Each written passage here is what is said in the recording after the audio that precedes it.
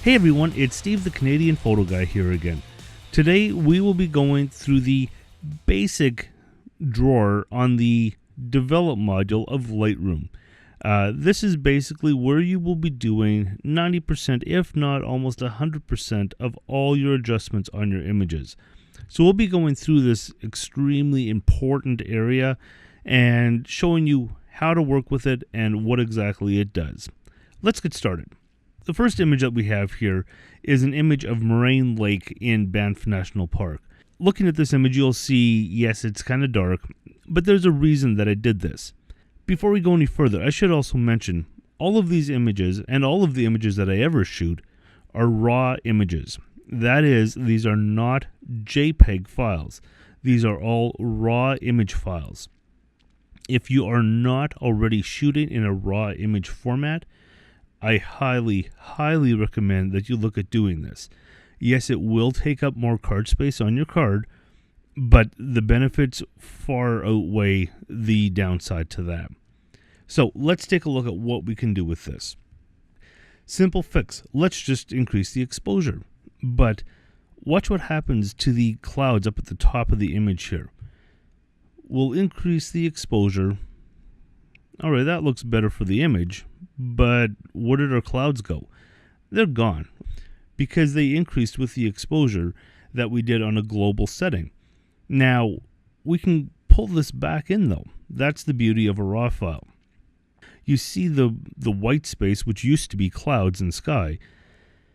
Let's bring that back down closer to where it was. To do that, we'll go over to the right-hand side. We have a highlight slider, because this is most definitely a highlight area in the image. Now this slider affects only the highlights. And watch what happens as we bring it down or slide it to the left. Watch the clouds up at the top. And as we bring them down, our clouds come back into the image. And in fact, they probably come back pretty much to exactly where they were to begin with. This is something that's impossible or next to impossible to do with a JPEG file. Super easy to do on a raw file. Now, the color is slightly off as well. That's where our white balance area comes into play. Let's cool this off a little bit. It looks kind of on the warm side to me here. We'll bring that down and slight adjustment here. There we go. I think that's a bit better. And I'll bring the blacks down just a hair as well, just to give a little bit more punch in the image. But I'll hit the backslash key on the right hand side of the keyboard. This will give you a toggle between the after shot that we're in right now and the before image, so you can see where you came from and whether you really did make a positive adjustment. Looking at that, yeah, we definitely did. You can see the difference that happened. And actually, as you look at it, the clouds really don't change a whole lot up at the top. They stay pretty much constant. And we really adjusted only the darker areas in the image. Fantastic tools for doing some basic corrections on your image. Moving from there, we'll go to the next image. Now, this is an image of Vermilion Lakes in Banff National Park. Obviously, really dark. Let's brighten that up somewhat. Again, we'll just take our slider and for the exposure and move it on up, and probably right in about there. Now, obviously, the color is also really off on this. This is the moonrise coming over the mountains here. So it was shot well after sunset and leaves us with this really bluish color cast on the image. Well, two different ways of doing this. We can go over to our color temperature up at the top and start to make manual adjustments on this. And we're just kind of guessing here, trying to make the corrections till it looks right. That's decent. It looks better than it did. If we toggle back and forth here, yeah, definitely a big improvement. I'm not really sold on that color though. So what I'll do, I'm just going to double click. Double clicking on any one of these sliders resets the slider to its original position. Now, if only there were a way that we could just click on the image and have perfect color. Well, Adobe has thought of that and included this little eyedropper tool.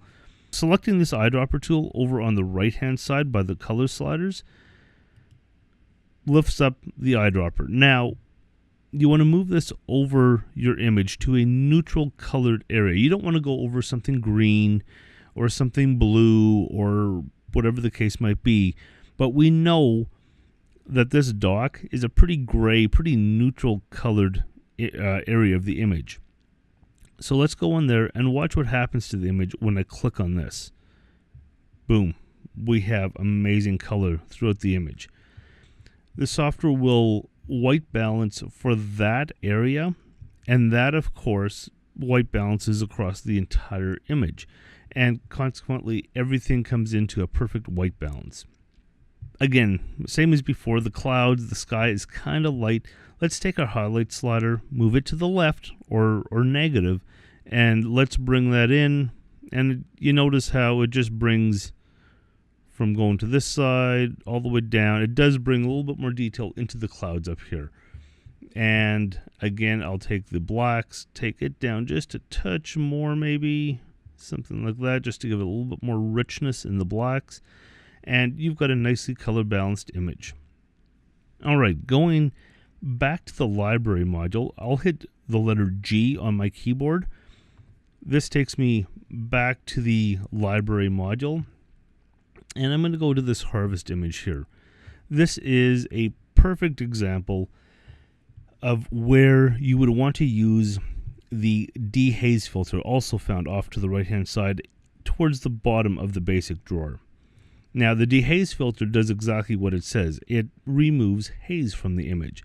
As you can tell, this is definitely a very smoky image. It's shot with a 500mm lens, so I'm shooting through a lot of the smoke as I look out over the horizon. So what we'll do, we'll take the dehaze. In this case, you want to increase the value of what the dehaze is doing. So let's just take that slider and move it up and over to the right. As we do that, watch the smoke just disappear. And there we go. You've taken care of all the smoke and the haze in the image. Fantastic tool. If it's dusty, smoky, hazy, exactly what the filter says, dehaze. Works fantastic for doing this. Once again, I'll hit G to go back, and we'll go into our last series of images here. So I'll hit the develop module again. Now I know with all the blue around the swimmer, we're going to be kind of a coolish color, so I want to adjust this color temperature slightly. I'm just going to move this up a little and drag this one down just a touch right there, and maybe give it just a little extra exposure, something like that. Now that's just kind of color corrected everything. The other thing that I really like for this type of an image is the clarity setting. Now you notice all the little ripples in the water, the edges of the water, the highlights and shadows in the water. This stuff really pops when you start to use the clarity filter. I will crank this up right to the very max just to show you what it's doing and just to enhance it so you can see it on the video. But we go all the way over. You notice how the little rings of water and stuff pop out when you do this. It just really enhances and pops it, but it also gives it a really sort of a grungy look to the image. Now that's too much. I wouldn't do that, but we can bring that up somewhat just to give it a little bit more punch. And again, hitting the backslash, doing that, you can see where you came from to where you are now, and you just notice how the overall just gives you a little bit more punch, a little bit more pop. Now, one last feature on here, if we want to apply this same filter, because they're all the same images across the bottom, they all have the exact same look and color, shot at the same time, same race. So I'm selected on this one. Let's hit Shift and select the very first image. Now I'm going to hit Command or Control and hit the other image. So I've now selected all the images, and I will hit the sync button. Doing that pops up the sync module. And within this, you can now choose to synchronize only one setting that you've done. We could uncheck, I'm going to say check none. we could do just the white balance if we wanted to. We could do just noise reduction if we wanted to. In this case, I'm going to hit check all, and I think we're good with everything here. And I'm just going to synchronize that and watch the images across the bottom. As we do this, they all just brighten up. You've now applied that same setting to all these images with one click of a button. Again, fantastic to do. You could have 100 images, 1,000 images. I've done it with as many as 100 and some images, and select one, do your color corrections, select all 100 images, hit synchronize, and all your workflow is done. And you've got everything synchronized, assuming that you've shot them all the exact same way. That's the key to making that work. Now, the one other thing I should mention, I do have some presets over on the side. These are my exposure adjustments. I've made some presets that I can, with a click of a button, I can go to minus 0.25 or a quarter stop. I can increase by a stop. I can go back down to the original setting, increase just a little bit. Makes it super easy to go through and work on your images and make adjustments for repeated adjustments that you might make. Not really that difficult to create these, but I will be showing that in a future video. But for now, that is a general overview of the basic drawer in the Develop module. I hope you found this helpful. And as always, if you have any comments, questions, or suggestions for future videos, please leave them below. I would love to work with you on this. And don't forget to subscribe and like. And I look forward to working with you in the future. Take care.